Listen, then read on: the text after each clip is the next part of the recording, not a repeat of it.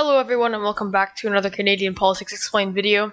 And in today's video we're going to be going over Jason Kenney's low approval rating and falling chances of winning a majority government or even a government at all in the next election in Alberta, which will most likely occur in 2023. So although we are a while away from the next Alberta election, there's still some very clear trends that point to Jason Kenney and the United Conservative Party being in a lot of trouble in the upcoming election. So if I go here to the 2015 Alberta election, you can see that the Progressive Conservative Party collapsed, basically. They lost 61 seats from their previous total of 70 under Jim Prentice, the previous Premier of Alberta.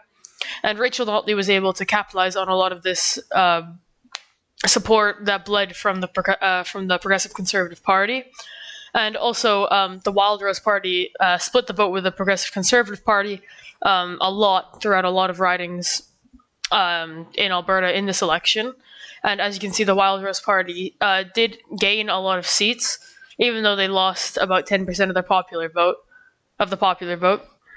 This was mostly due to the rise of the NDP and just Albertans' dissatisfaction with 40 years of progressive conservative rule. So Rachel Notley's win in this election was very surprising, as the NDP hadn't won in Alberta, or hadn't won the premiership in Alberta, in about 40 years. Then in the 2019 election, the United Conservative Party was formed. This was a merger of the Wildrose and Progressive Conservative parties. And this party was basically a mix of those two parties in an attempt to avoid the mistake of the 2015 election, where the right-wing vote was split between the Wildrose Party and the Progressive Conservative Party. So the UCP elected Jason Kenney as its leader, and in the 2019 election, their strategy worked basically, as they were able to win 54.8% of the vote, which was a lot higher than either the Progressive Conservatives or the Wildrose Party got. As you can see, they only got 24 and 27% respectively. But the new United Conservative Party was able to capitalize on this merger and basically win a majority of seats, taking away Rachel Notley's premiership after only 4 years. But as you can see, the UCP didn't really gain too much support from their previous base. As you can see, if you add 24 and about 28, you get about 52% support. And the UCP only won about 55% of the vote, so they only gained about 3% support if you combine the Wildrose and Progressive Conservative Party support from the 2015 election. But the NDP lost about 7.95% support, and this was due to the Alberta Party winning a higher percentage of the vote, even though they still lost all their seats, including the leader Stephen Mandela's seat. So, what has happened since then? So, if I go to the next election here, so the UCP currently holds 62 seats. There's one vacant seat in Alberta right now. And obviously a lot has happened since the election. The election took place in April 2019, and Kenney was sworn in on April 30th. After this, obviously there was the COVID-19 pandemic, and before that, Albertans still had reasons not to like Jason Kenney, as there was a budget released in the beginning of 2020, and a lot of urban areas received cuts to education, social services, etc. And this made a lot of voters in these urban areas mad at the United Conservative Party. But if I scroll down to the polls, this obviously did not have too much of an impact, as right at the beginning of 2020, the UCP were still polling comfortably ahead of the NDP. As you can see here, the NDP also was experiencing dips in support. And all of these less popular parties, like the Green Party, Alberta Party, and Liberal Party of Alberta, were still polling pretty low. But they had gained a little bit of support, and that's why the NDP and UCP support went down during this time. So after this budget, Jason Kenney became less popular among Albertans. But this still wasn't enough to completely ruin the UCP's chances if an election was held then. But since that budget was released in early 2020, the coronavirus pandemic occurred. And if I click on this over here, scroll down to Alberta, Alberta has had one of the worst, pandemics in Canada, province-wise. As you can see, they have 152,000 cases in total, with 11,000 of those being active. And at the time of this video being made, they currently are experiencing kind of a third wave. As you can see, this was the first wave. The first wave wasn't too bad in terms of caseload, at least compared to what happened in the second wave. And throughout the summer, there weren't too many lockdowns, because cases remained low. As you can see, they were consistently under 100. But then after October, they really started rising rapidly, and Jason Kenney was criticized for not acting quick enough, as the first lockdown wasn't really imposed until, or the first major lockdown since April wasn't really imposed until late November, which was way after cases started rising. They had added some restrictions, but they still hadn't added enough, obviously, to slow the spread enough. And especially over the holidays, cases remained very high in Alberta, obviously making Kenney very unpopular. And as you can see, due to this, if I go back here, the UCP experienced a dramatic drop in the polls throughout this time. As you can see, well, it wasn't really the UCP losing too much support, as they were still losing support throughout the summer to the NDP, as outbreaks at workplaces in Edmonton, Calgary, and a few outside of Calgary and in more rural areas. This kind of gained working support through working support towards the NDP a little bit, and took it away from the Conservative Party. However, the NDP were able to make huge gains throughout late 2020 and eventually take the lead in the polls by 2021. As you can see, there were not too many polls taken during this time, but the first poll taken after September was this one, the November 10th to 23rd poll by Environics Research. And this put the NDP ahead by 7 points. Now, this is a very important number, because in the 2015 election, the NDP were only able to win about 40% of the vote.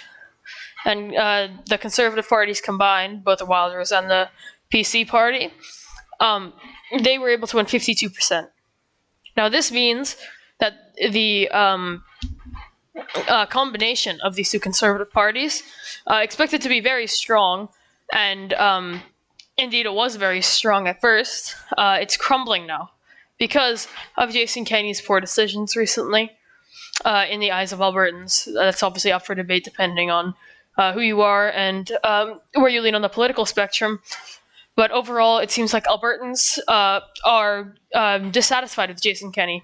Alberta is still very much a Conservative province, but as you can see, there is much dissatisfaction with the UCP, similar to what happened in 2015. This election was mostly seen as a protest vote against the Progressive Conservative Party, as there was a lingering economic downturn in Alberta ever since oil prices fell. And the recession of 2008 kept on lingering in Alberta. But after this, the UCP formed and were able to win the next election. But now they blundered a lot again, and the NDP are surging in the polls. Even though there haven't been too many polls taken recently,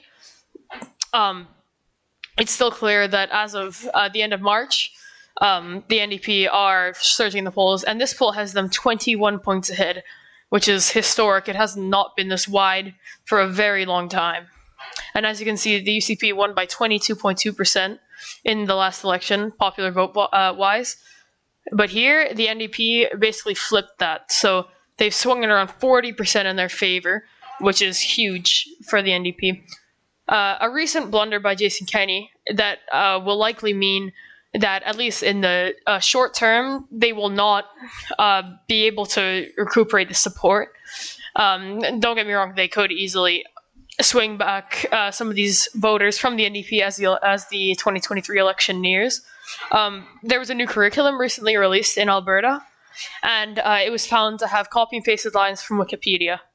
So even though this is seemingly pretty minor, it's just another one of Jason Kenney's small blunders, and it's mostly PR blunders, but this is another example of something that that Albertans are dissatisfied with Jason Kenney about. And if the NDP do win, it will likely be similar to 2015, a protest vote against Jason Kenney's missteps and lackluster leadership in the eyes of people in the province. Now, it's very unlikely that this shift will happen on the federal level, as it is in Canada. Provincial politics and federal politics are often very different. But this is likely to have a detrimental effect on the UCP. Just another example of an event that will hurt them. One more thing is a new Wildrose party has sprung up in Alberta, and this is basically the Maverick or Wexit party, but on the provincial level. So the UCP, although it is as a whole farther to the right of the federal Conservative Party, they still do not openly support, or at least most of them do not support Western separatism. And although they support, I guess, fighting for the West's rights, as they call it, they do not support Western separatism. However, this new party formed in mid-2020, but recently it has been gaining traction.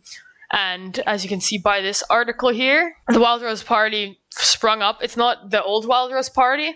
It's a new Wildrose Party that has a focus on Albertan independence, like the Maverick Party, as it is now called federally.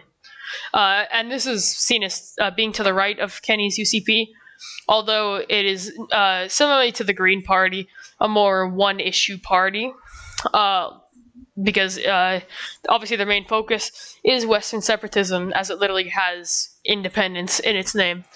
But this will probably take some of the old Wildrose voters, or just farther right conservatives away, or pro-separatism conservatives away from Jason Kenney's base, and this could further split the vote, similarly to how it went down in 2015, where the Wildrose and Conservative parties split the vote. So, on the whole, Jason Kenney has a lot of issues right now, and a lot could still change before the 2023 election. But as it stands right now, the NDP should be very happy about where it's at province-wide, as they've been able to, I guess, paint Jason Kenney as a liar and someone who hasn't followed through with his promises. And with the rising challenges from the right and the left, he's going to have trouble balancing out concerns of voters and from both the right and the left, and trying to convince some of these more working class, moderate voters to stick to his side, as they did in the 2019 election. So that's all I have for you today. Thank you for watching the video, and I'll see you next time.